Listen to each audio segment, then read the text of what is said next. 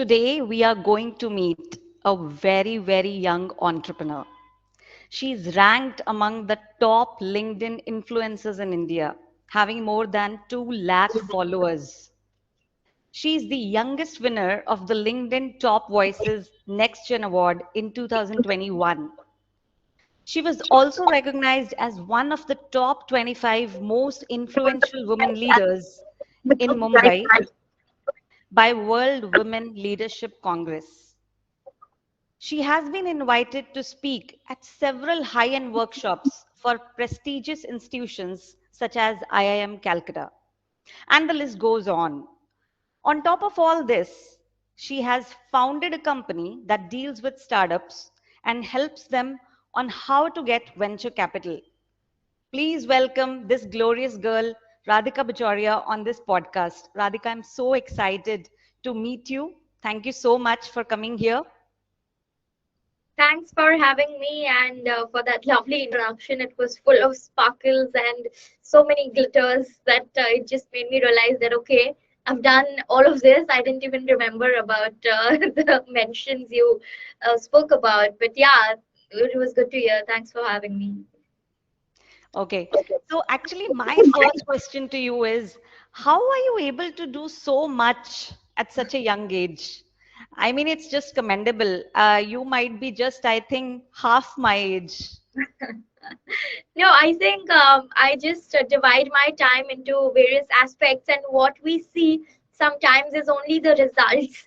As any human being is conditioned to think, they only see what you are in the present. But if we dig deeper into the past, my 5, 6 years of my life have been into developing myself more than developing my degrees, or telling the society that, okay, I'm studying this, I'm working here. All of that really didn't matter to me, and hence I've always been focused upon myself. I mean, I was pointed at so many times in my life where I was said, why are you doing this, and why can't you you know take a more settled career where you study MBA also, and get a fancy job with good salary. But I was like, no, that is not what my interest is. I will wait for my success to come, but I will do something that I love from my heart. And that's what my philosophy has been, so far in life. Even when I was in 11th, I remember my parents telling me to take commerce because it just gives you a good base to start your career, right? Because in science, that too in India, it's not a developed country as such for you to make a good career out of it. But under pressure, of course, I was young, I couldn't speak much. Everybody told me that go for commerce, and your parents are like, baat kar lo, relatives say, and see how it goes, because they are more experienced in their knowledge. So everybody suggested commerce, and I took that. 1 week into that, I felt very frustrated, and I'm like, where am I just don't enjoy this. Although this seems very knowledgeable, but I don't think so I can do that for 2 years straight. And everything was shut. It was There was no chance rather for me to go back and choose science. But I just fought against it. I went to the principal, although most of the kids are very shy to do that, but I took that move. I said that, ma'am, I just can't continue here. Either you give me science, or unfortunately I'll have to drop out of the college and look for something else, because I just can't do this. And they're like, okay, fine, let us think and get back. And thankfully, so there was a position in the science batch, and then I opted for it. So that has always been my mantra, sorts of, where I will do what I want to do and not listen to what others are saying, be it also my family. And I think only those who go against the norm and go against the rules are able to define their rules and define their life and success. So that is what has happened, I think. And then when I was studying for my high school in Nasik, there was an option again whether to move to Bombay or no, because I'm not born and brought up in Bombay. I come from a small town in Jalgaon where I did my schooling. And then Mhm. my parents were like, why don't you study in Nasik only? It's a developing city, and you will have a good chance to succeed here. I'm like, no, this is really not done. I want to go to Bombay. It's a bigger city, of course, and I'll have more opportunities to work while I'm studying, which I won't have in Nasik. So that again was a tough job at home to convince. Thankfully, my mother was very supportive of me. So she took my side, and that's how I came to Bombay for my undergraduation. But in that also, I had this knack for studying biotechnology. I don't know why, but now when I look at in hindsight, I'm like, thank God I didn't take science for the whole of my life. But yeah, when I took BMS also, my first week was again very frustrating. I cried. I told my mom that this is not I want to do, not what I want to do. I am new in Bombay. People are people around me are new. All of them come from a commerce background. How will I keep up with it? It all sounds so difficult. But then, of course, college life was not as easy for me as other kids because they would make friends with different groups and go outside. But I was not the kind. I was always isolated within myself, and I still remember that. People would go out and I would go to my library and look up on the internet, okay, what's new. So I think all of that did take a toll on me, but now that I look back, I think it all has paid off, thankfully. It doesn't happen always. If I tell you that you should also do it, it might or might not happen to you. But yeah, that's how it has been for me. I've always chosen the unconventional path. I've accepted to live with bad times also, because I know that good times don't come without the bad Bad ones. times, right? Yeah, so I know that if I have to look at the rainbow, I will have to get drowned under the rain. So that was fine with me. I mean, I still live up to that today also while I'm running my startup. I know that if somebody is giving me a feedback, it will give me some pain, but it will act as a painkiller later on, and it will give me a good results. So yeah, I do take criticisms and feedback on my way, even though I know that it will give me stress. But I do have, uh, generated a protective cover of sorts, cushion of sorts around me, which doesn't let things come to me very personally, and I take it in a good stride. So I think, yeah, that's how I've been able to do things at a much younger age, I feel. So if I summarize, right, whatever you spoke, Yeah. these are nothing but entrepreneurial qualities only. You're taking risk, you're going unconventional, you are doing what you want, not worrying about what others say. You are putting hard work, you're not bothering about what will be the result. So I think our listeners will have really a good time in this podcast. And I would like to know more about Radically Yours. Yeah. So if you could elaborate that. Yeah, so I'll just tell you the story of how it all started. And because I used to write on LinkedIn, I got hired in a law firm being a non-lawyer. Like it's just imaginary to be able to do that. But all thanks to LinkedIn, after I started writing almost 4 years down the line, a partner who was, starting a firm of his own after working for about almost 2 decades in a well-known firm, he said that you write very well. Why don't you join us in the content? So I joined in, and I had no background in finance because I studied marketing. And law is like you need to be very thorough with whatever you do. And I was not very well disciplined in that sense to really research and write big pieces as lawyers would. So I told the partner that this is really difficult for me. I don't know how will I do it, because on day one itself, I remember I was given an assignment to write on privatization of railways, Oh, and my peers were like, it's easy because they were doing CA or CFA, so they would know how to study and write. But I was never into studies as such. I enjoyed the practical aspects of life and studies both. So I said that you have to do something because it's my career now. Like I'm right after college. You tell me what to do. So he then told me, why don't you work on the value system of the firm, the culture, the hiring department. So, being a non-lawyer, I hired some of the best lawyers in the firm. And of course, starting always happens with mistakes and even blunders, so to speak. I did hire the wrong ones also, but I learned from it. The beauty of it is that. And yeah, today people who are sitting here are mostly the star ones. and the law firm is very proud to have them. But then there was a question in my mind and the partner's mind also, that am I made for doing HR the entire of my life? Because as you said, some of my traits were really entrepreneurial, and I had this in mind that whatever I want to do would be something of my own. I never wanted to work in a job. That was clear in my head. So the law firm became like a family, because everybody is so close knitted and well bonded.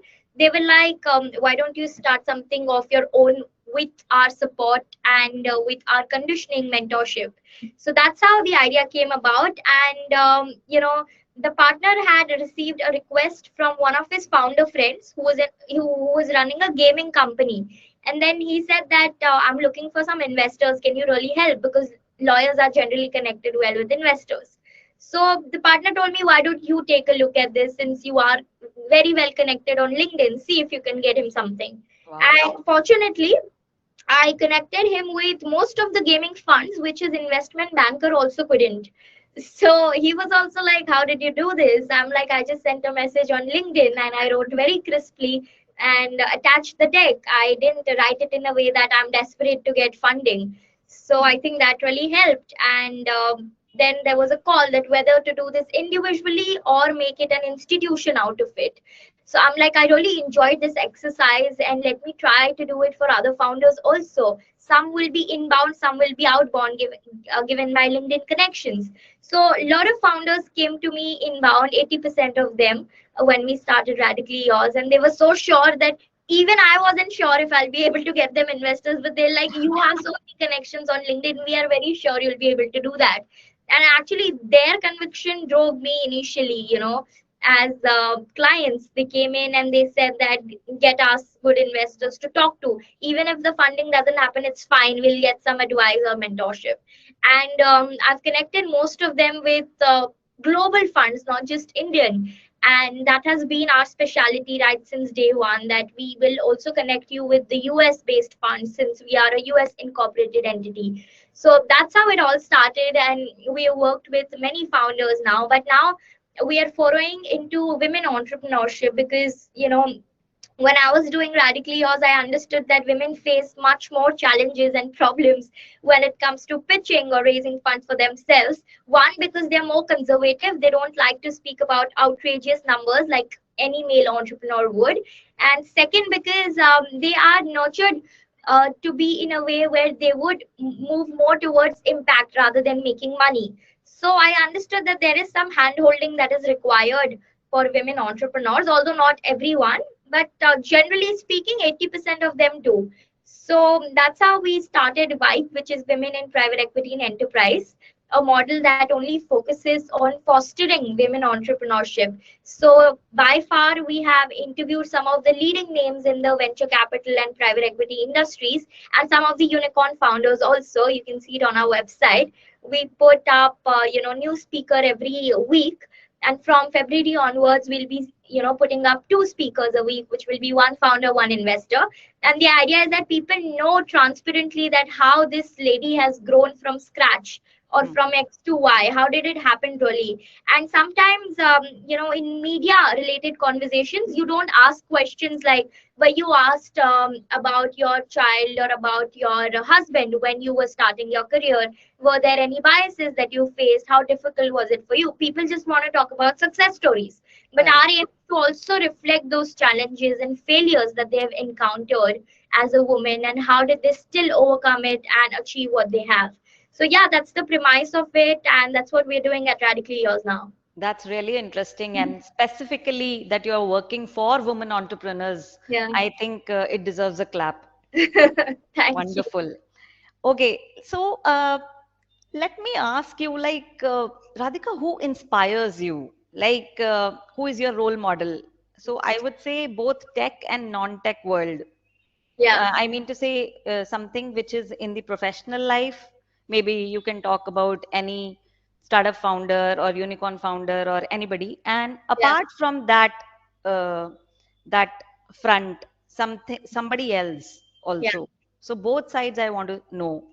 Yeah. So I've always had this thinking that if I choose one person, it will block me from looking at others. So I always have been very observant and curious to know about various stories of different people, and that's how I write every day on LinkedIn also about them.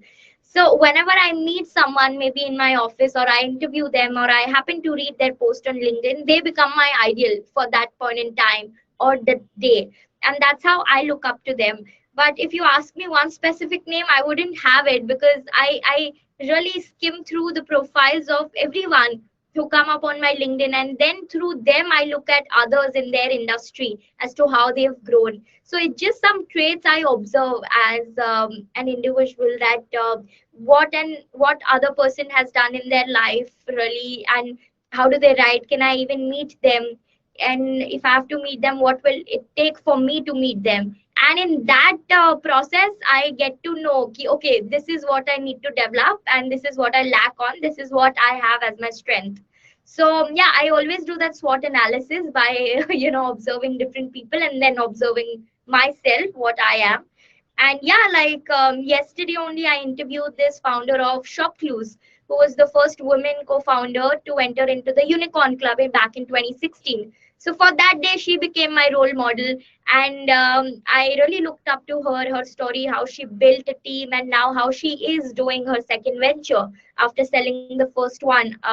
Encountering so many challenges, yet coming out of it so beautifully. So yeah, in the tech world, like, it changes every day, I and I think understand. I love that. I don't like to have constants in my life.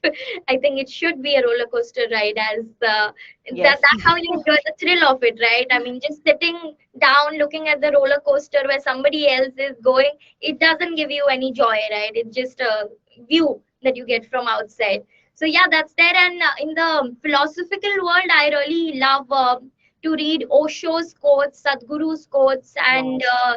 Sadhguru also. Why? Because in 2018, my friend took me to a conference arranged by Times Now, and there I happened to meet him. And once I did, he reflected so much of, positivity, and he gives so much good vibes. I'm like, this aura I haven't felt with anybody else. So there must be something special about him. Let's go and read what he says, and listen what he speaks. So that, from there on, I became his fan. And then Osho I was introduced to when I became a part of the law firm. The partner used to speak a lot about his philosophies, and then I would be always keen to listen more of it. So I would be like, what are you referring to? Where is this all great knowledge coming from? So he told me about Osho, and from there on, I start my morning every day reading some of his quotes. And I'm not a person who will read a book, so I read a few chapters or something on Instagram where people have summarized it. So that's what I do. I read some of the quotes on Instagram or Google. And yeah, that's what inspires me every day to do what I'm doing. That's lovely. That's lovely. And tell me, like you said, you are helping women entrepreneurs, but being yourself a woman entrepreneur, what Hmm. kind of challenges you faced till now? Like, I don't want to know in general, but anything specific, it was a very difficult time for you, and how you overcame that. Yeah, so there's this term called founder anxiety, which I recently learned, and women tend to have that more because they're, like I said, they're conservative, so they would want to be protected from risk, and do something that really doesn't let them fail. So yeah, I Very always true, have very true. that. I always have that, not, I wouldn't call it a fear, but anxiety of sorts, that how will I pull this off, or how will I inspire my team on a daily basis? Because once you start a business, it's not about you, it's about the business and your team members. It's about Right. their development. And as a leader, you always have that responsibility on your shoulder, that how do you make better versions of everyone working around you on every single day, so that they come back to you and say that, okay, this is what I did today, and I feel much better than yesterday.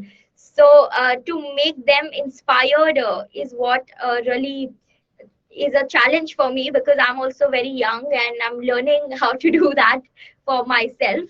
But yeah, the faster you learn, the better it is. I don't think so you really have to wait for 10, 15 years working with someone in some other profession and then starting something of your own. I think the time is right whenever you think it is. because if you have made your mind, you will definitely work towards it.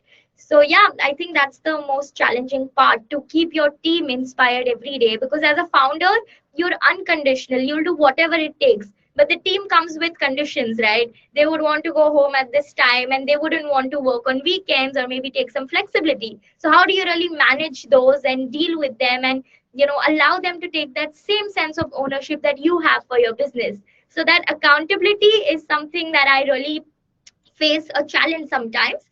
But then when I go back and speak to them, I feel that it wasn't as difficult as what I thought in my head. So again, communication is something that I faced a big difficulty with initially, but thankfully I have good mentors around me and guidance, which always guides me to a place where they tell me that whatever it is, just speak it out, and speak out it in a way that you are coming from a very empathetic point of view. Speak as if you were them, and don't speak as if you're the boss or the leader.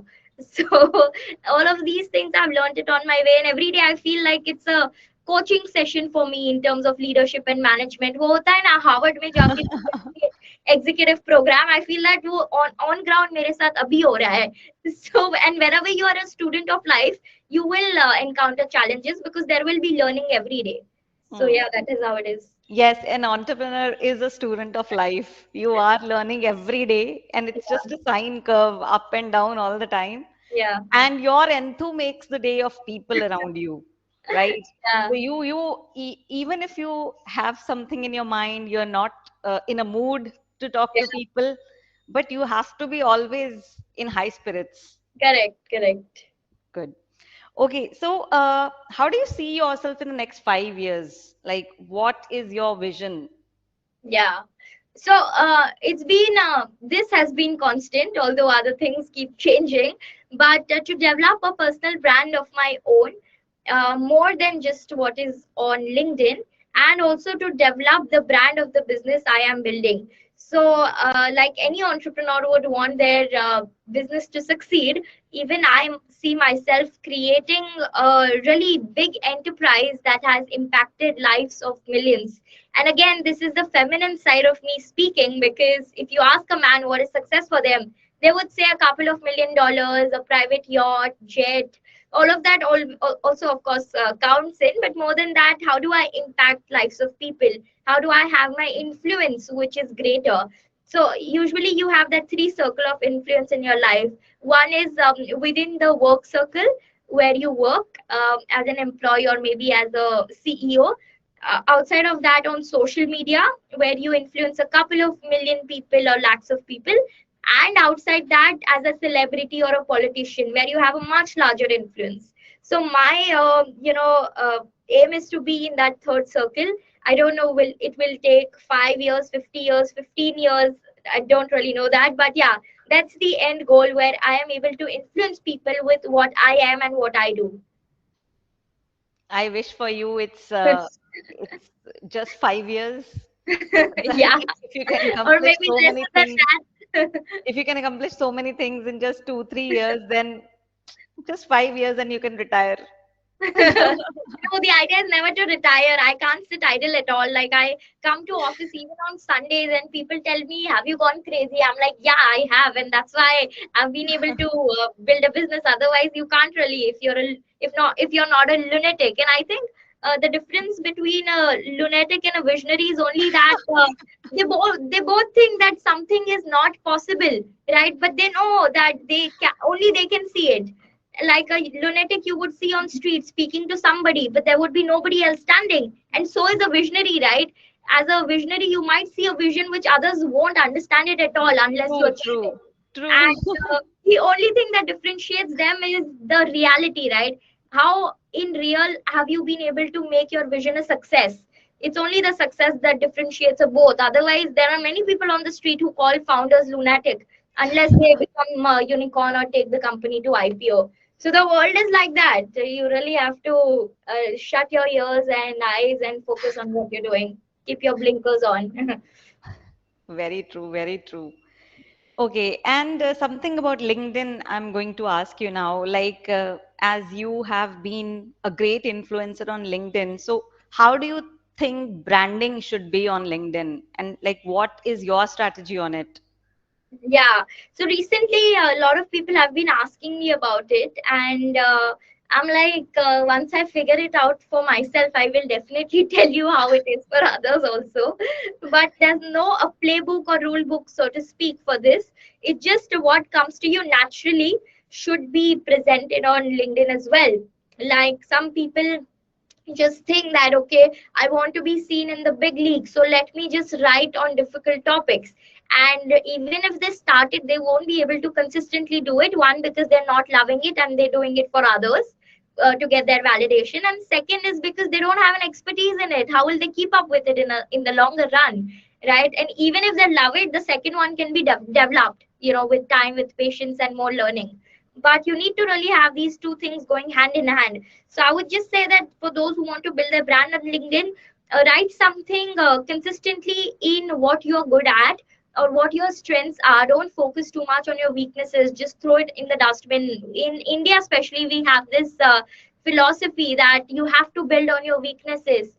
Rather, you focus on your strengths. Now, no, nobody can be really perfect. Why do we want to achieve the balance of strengths and weaknesses? Why can't we just focus on our strengths? Everybody is not made for everything. You are made for certain things, you should focus on that. And I think that's the most difficult part, to find your purpose, to find what you're good at. And that's why you go to school, colleges, you have mentors who can tell you, okay, this is what you're good at, this is what you're not. So I think, find that calling for yourself. And once you start heading towards that direction, you will do it. I'll give my example to put this into perspective. I also didn't know what to write on. Like, I was so confused in my college life. I started with the philosophy, because वो होता है ना कि कुछ नहीं आता है तो ठीक है, philosophical ज्ञान ही दे देते हैं. That everybody can give.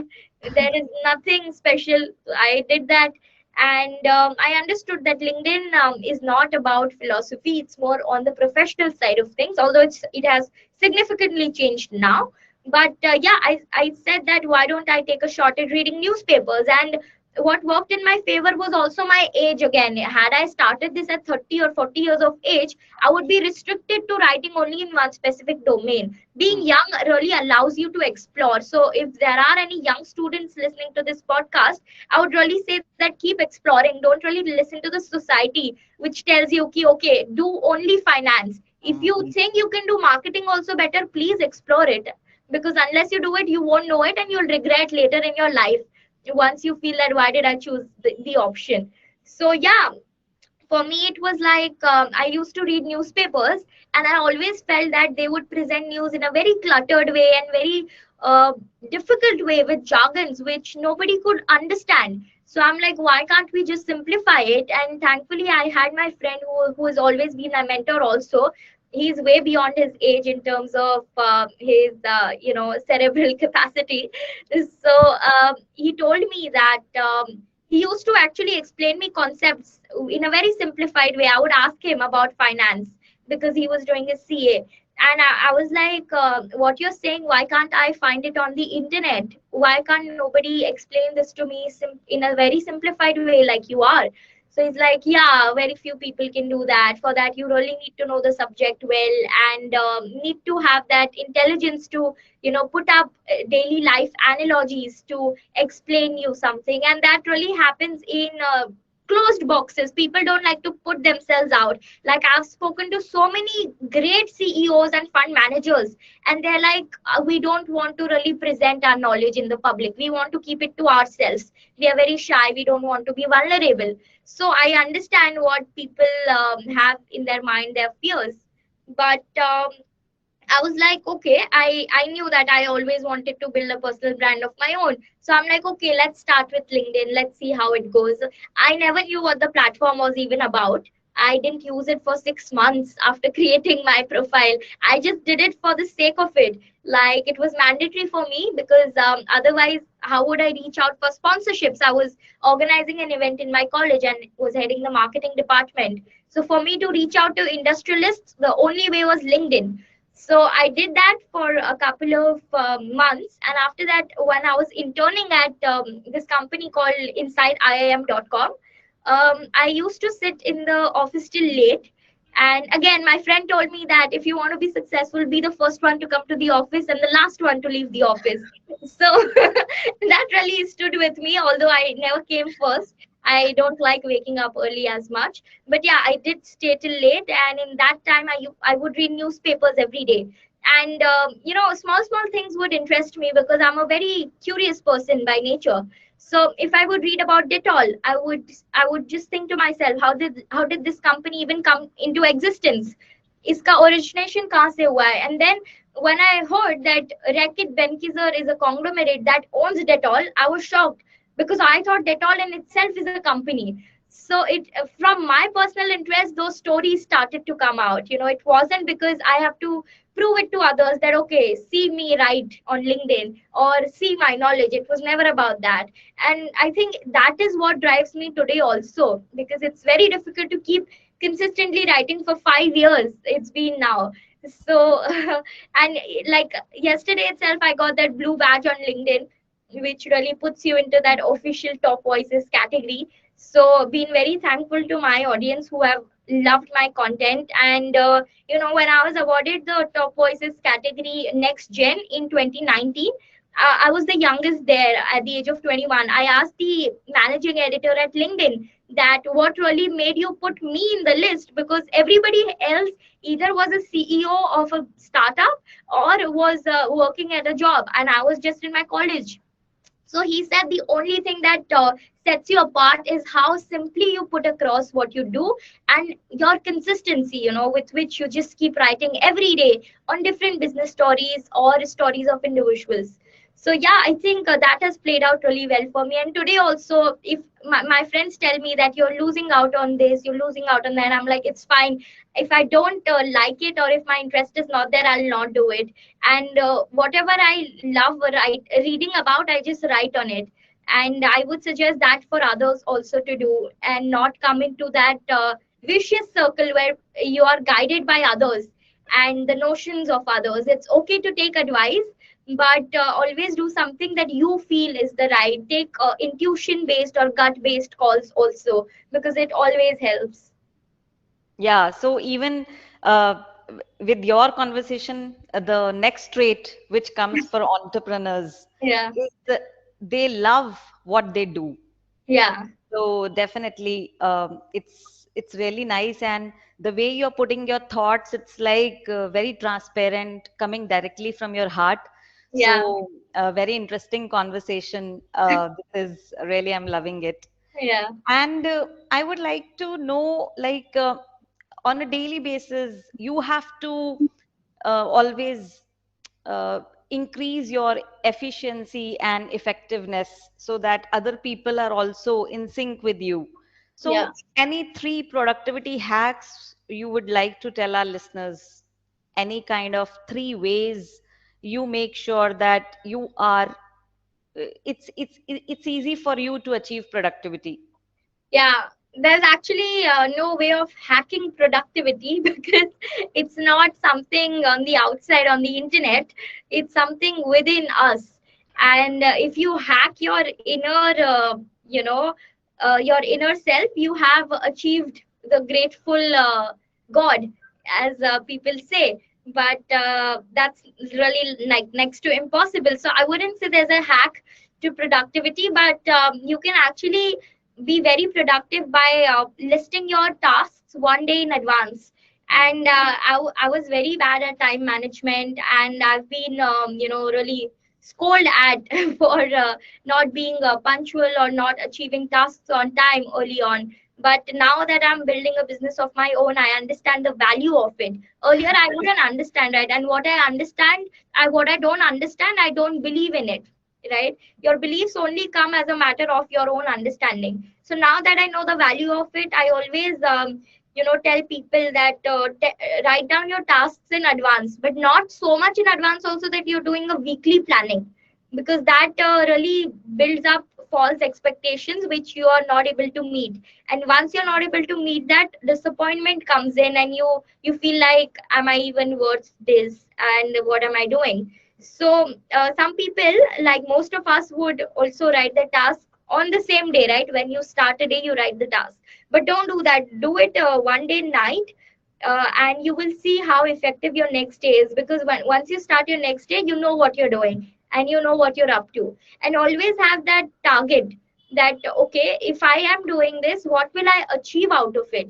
Because if you do something and you don't see results, you'll again be disappointed and you'll be really discouraged to do whatever you're doing. So always, be it hard skills or soft skills, you should learn something out of what you're doing. So every day if I do something, I will tell myself, okay, is this a time waster, or am I really investing time into it which will give me benefits? As a person who's working in a job or in a startup, it's important to really know why you're doing what you're doing. So keep your purpose like pinned on your board on your desk, so that every day when you come, you know what you're headed towards and what you're gunning for.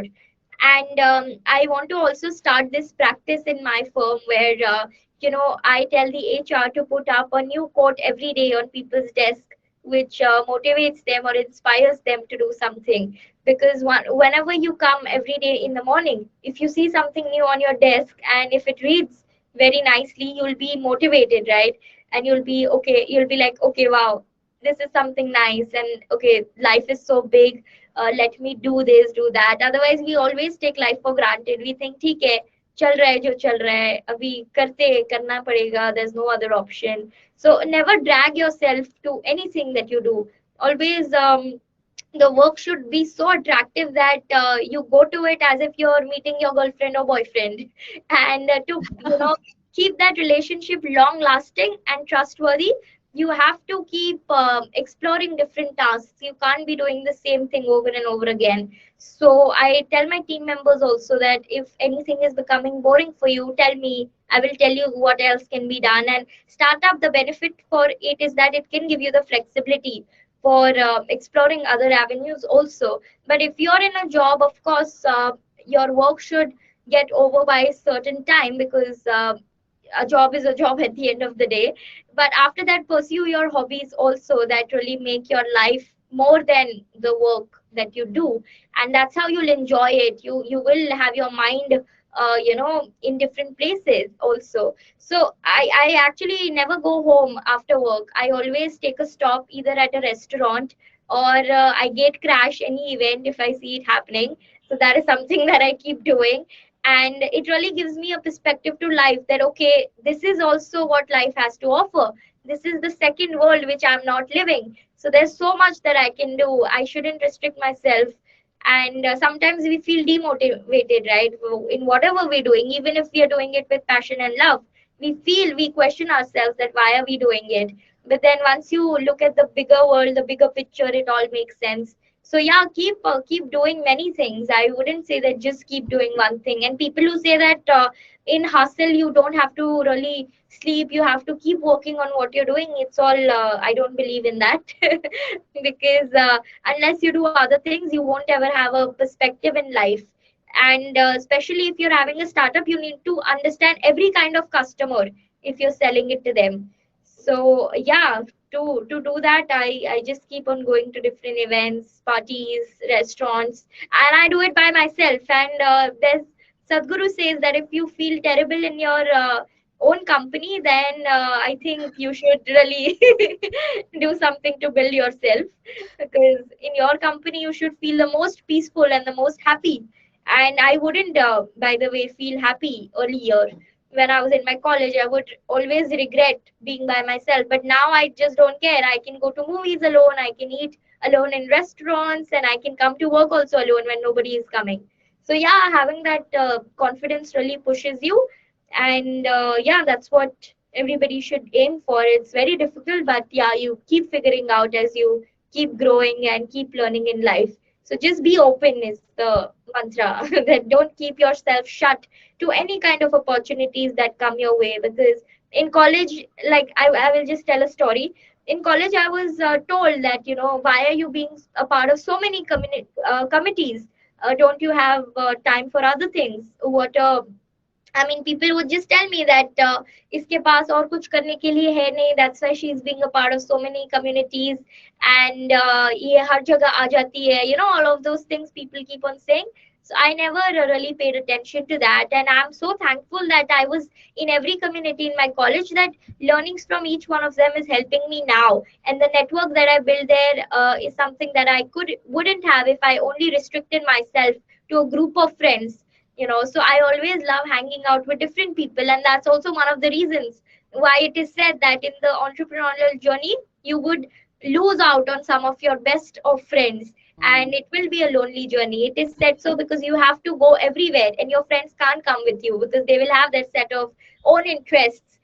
So I kept losing my friends right from my first year of college. I still remember going to an exhibition where different parts of the world representatives had come to talk about their country, and my friends were like, why do you want to really stop at each stall and speak to them? Just see overall and let's go. And my friends just went there to hear music, have good food, and just look around. But I was like, I want to speak to each one of the people on the stalls. So they were like, okay, fine, you do what you want to. We will head then. So I'm like, okay, fine. And I'm very strong headed right from the beginning. I will only do what I want to. And sometimes that is something that comes back to me in a negative way. So like I have to deal with the sentiments of others also.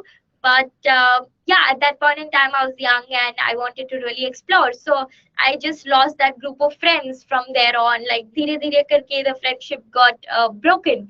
But I was like, okay, fine, I know it's a soul journey, it's a lone journey, and if I have to keep doing this, I'll have to do it by myself. So Yeah. I want to understand, apart from, chilling on events or going to restaurants, what are your hobbies? Yeah. So I used to really like dancing, but as soon as I started going to the dance classes, I understood it's more of a time waster than something that you learn, because you have so many people in the same room learning a choreography, that you don't end up really making solid relations or actually learning the dance. So I started taking private sessions for some time, and then again I don't invest my time into something that doesn't have an incremental value in my life, or the compounding effect, which will give me returns later on. And when you're young, you can still afford to do things which will give you nothing but just an experience. But as you grow older, once you have a career, then you can't really do things which will not reap you any benefit. So I don't indulge into any hobbies like painting, dancing, or singing, which I used to earlier.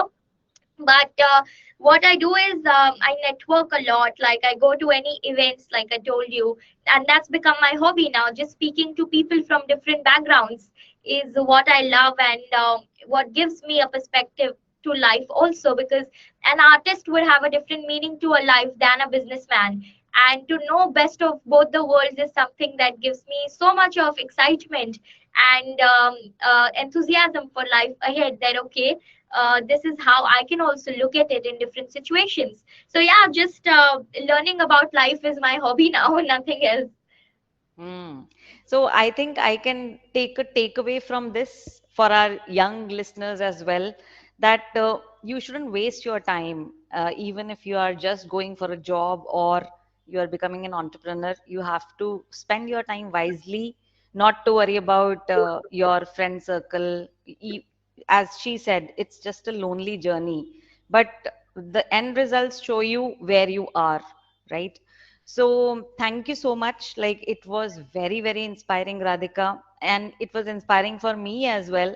Like, I also learned a lot today, and really wishing you all the best for all your ventures, and I mean, more and more success to you. Thank you so much. Thanks. That was like from your heart, and I could feel it. So thanks for having me here again. Like, you were one of the people whom I really enjoyed speaking with, because your questions weren't like you prepared and you were asking. It all came naturally to you as you heard me speak. And I really felt that it was a very natural and genuine conversation. I'm humbled. Thank you.